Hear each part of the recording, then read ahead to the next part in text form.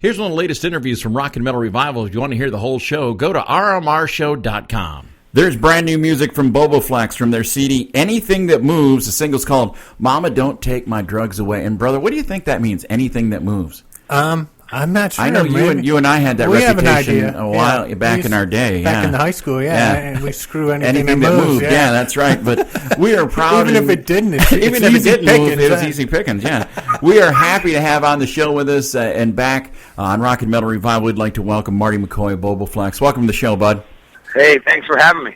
Marty, you guys have got to be one of the hardest working bands out there right now. Every time I turn around, Bobaflex is here, Bobaflex is there. How did you get time to record this album? We had to lock the doors, took 2 months off, and worked 24/7 around the clock. It came out in this new single, Mama Don't Take My Drugs Away. We're getting some great response from that. How are the crowds reacting to that live? Absolutely crazy. We're speaking right to their heart and souls. I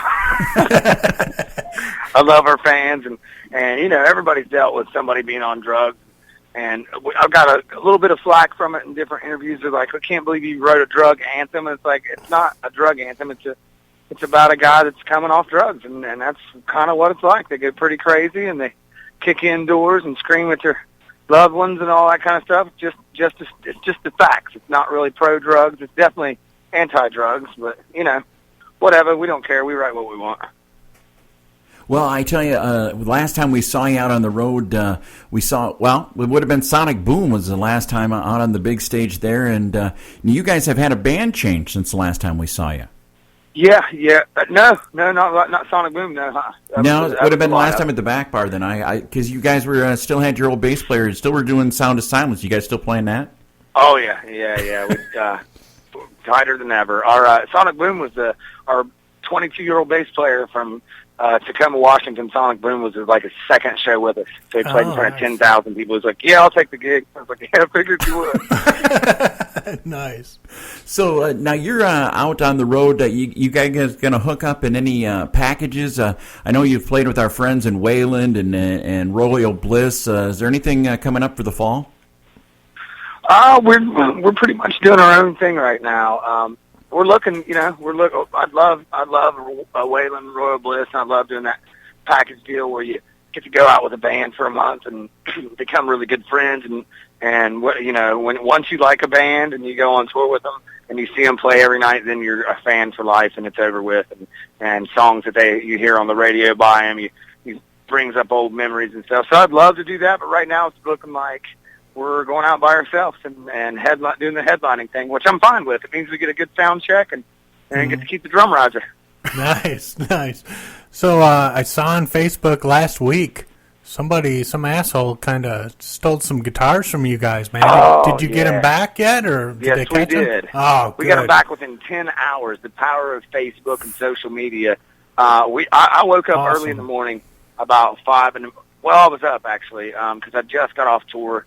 Been off tour for about 2 days, and it takes me about a week to adjust to the normal schedule before I head right back out on tour. So I was up, and it was recycling day, and I was like, I heard a bunch of noise and stuff. I was like, oh man, that's kind of early for recycling. I better get my recycling outside. Went outside and saw some dude shutting the trailer up and jumping in the car, so I chased him down. Didn't catch him, and he got in the car quick enough and opened up the trailer and realized he took all the guitars. Called the police, did all that fun stuff, this happened about 5 in the morning. About 5:30, I posted on our Bobaflex page that someone stole our guitars. And within 8 hours, 890,000 people had seen the story and shared and made comments. So someone hit me up and said, probably about 3 o'clock that day, I hadn't slept and talking to the cops all day and doing detective work and looking through all the woods to see if they stashed them anywhere. And a guy called me up and was like, hey, man, I just saw your guitars. He said, I read your post. And less than a half hour later, a guy hit me up wanting to know if I wanted to buy all your guitars.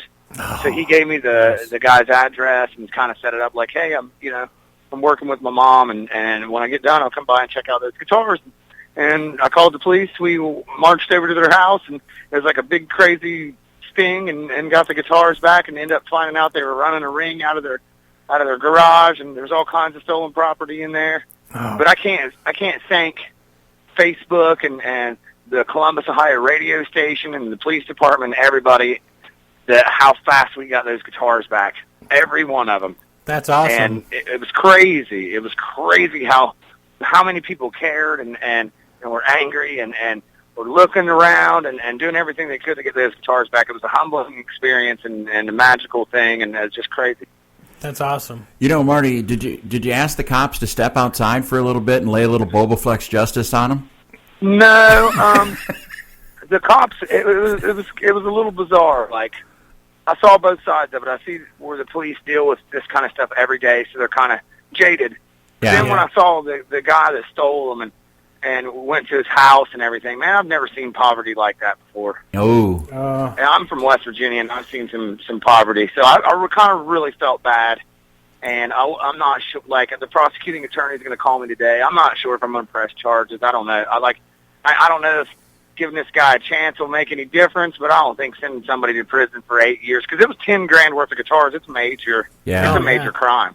Yeah. Wow. But I'm not sure. Like, going to his house and stuff and seeing, guy never had a chance. I don't know, man. It's heavy. I'm sure that he'll get in trouble again, and something else will send him to jail. I'm not sure I can be the one that does it. That's very cool of you. That's really big of you, man. That's honestly, yeah. That's like stealing. I mean, I got him back. I got the guitars back, and I mean, I was angry at first, but when I looked the guy right in the face and just seeing the desperation, and like I said, I've never seen poverty like that. And I come from West Virginia. I wasn't a rich kid by any means, and it was a shock. It was a culture shock. Like, oh my God. Wow. Here, buddy, just take one of these guitars. You know what I mean? Man. Wow. Like, I wanted to buy him food or something. I was like, oh, this is terrible. And the cops were, they're jaded, and they deal with that stuff every day. So they were, they were not happy. They were angry. Yeah, because that's one thing. It felt really like I'm blessed to be from somewhere. I'm blessed to be in a place in my life that is not like that. So I thought, it's some pieces of wood and some strings and some electric wiring and stuff. And it's like, you know what? He didn't kill anybody. I don't know if I can send some 19-year-old kid off to prison for trying to feed his family, or maybe he's just a douchebag. I don't know. You know what I mean? It was just a weird situation, and I'm glad I got the guitars back and nobody got hurt. Yeah, usually you think of, it's a ring and there's a bunch of big criminals behind it with all this money and shit, and then finding out it's just someone who's really broke, desperate. It's kind of heartbreaking, but still, at least he stole your babies.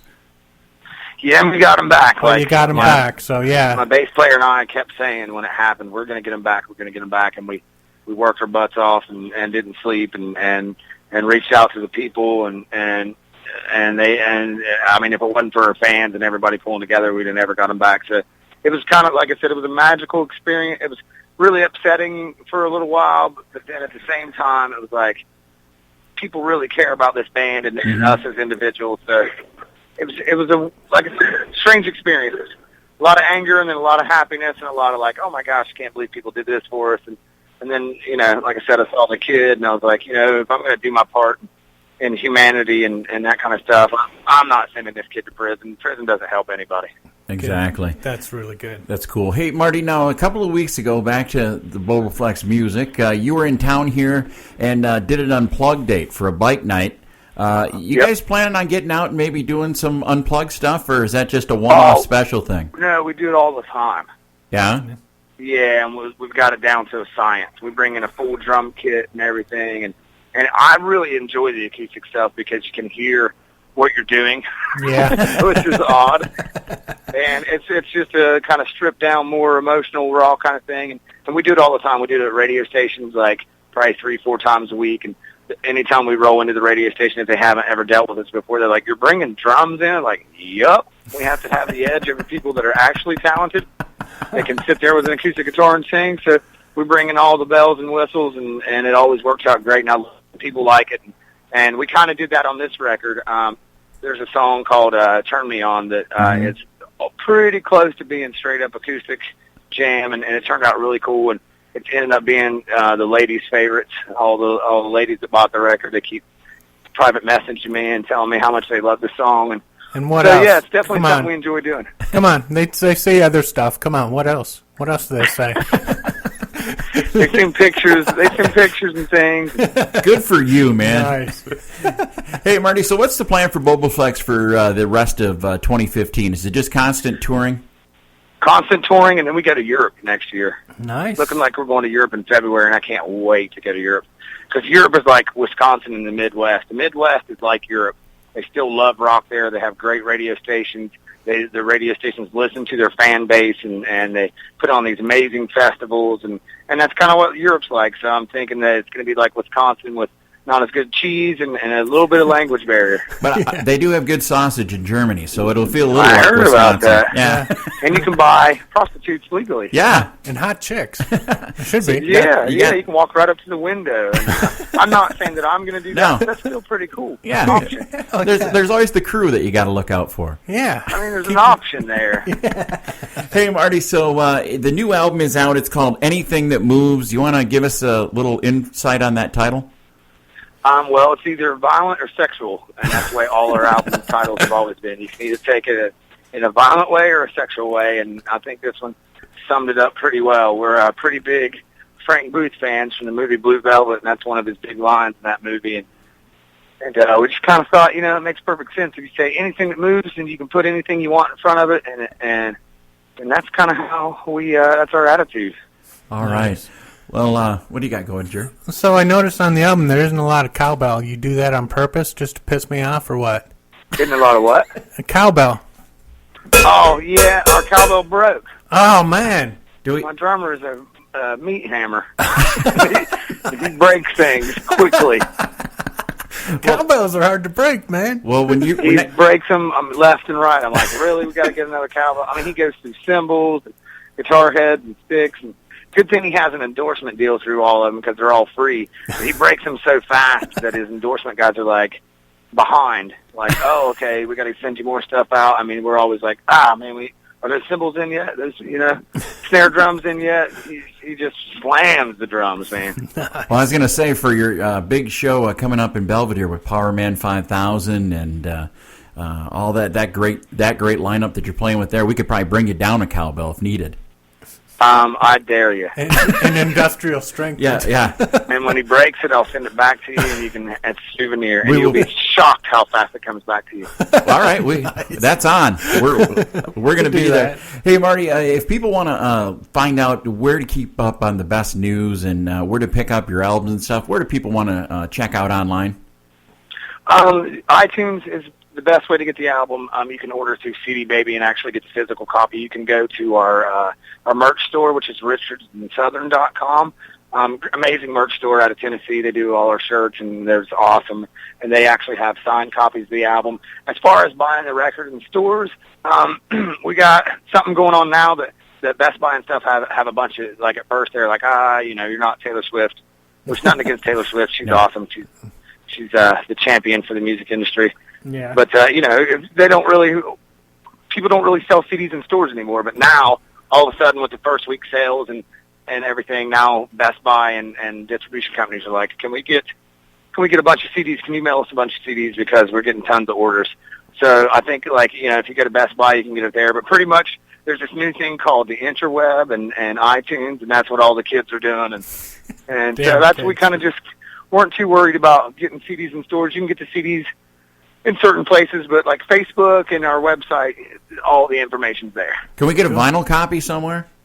Getting ready to press vinyl. I can't wait. Nice, that'd be awesome. It's going to have an alternative cover on it, and maybe the song. There's a couple different things on the songs where the songs, some of the parts got cut, some of the songs will be a little longer and a little bit different. And I can't wait just to have it.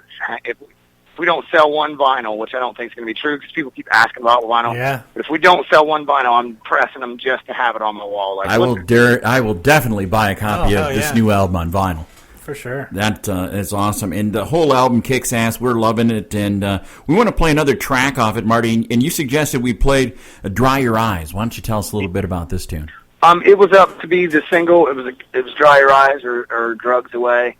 And we just decided to go with Drugs Away because it was a little more, the message was a little more in your face. And it was a good single coming off Glad You're Dead. But Dry Your Eyes was right behind it. And it's about a relationship that I was in, and and just have to, after a while, just like, yeah, that's enough.